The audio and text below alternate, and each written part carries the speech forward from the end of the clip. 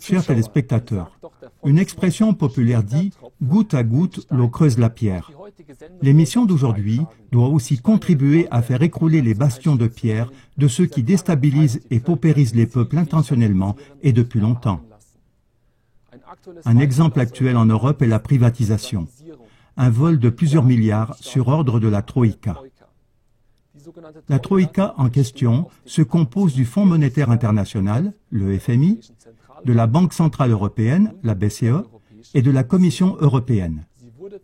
Au début de la crise financière en 2010, elle a été mandatée pour contrôler les pays en crise au sein de l'UE, mais sans obligation de rendre des comptes au Parlement.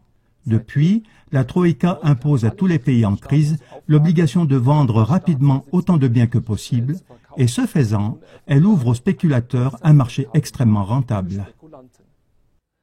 Ainsi, l'État grec a été poussé à fonder une sorte de société fiduciaire qui vend tout largement en dessous de sa valeur, sans aucun droit d'intervention du Parlement.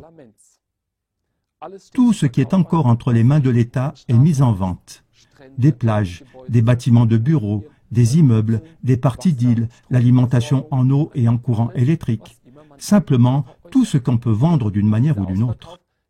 Cette liquidation est accompagnée de transactions sous la table, surtout quand il s'agit de projets de plusieurs milliards.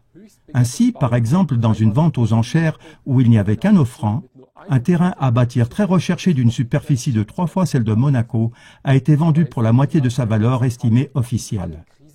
Et la Grèce n'est pas un cas isolé. Dans tous les pays en crise, les citoyens perdent des milliards lors de la liquidation de biens publics qui en fait leur appartient à eux.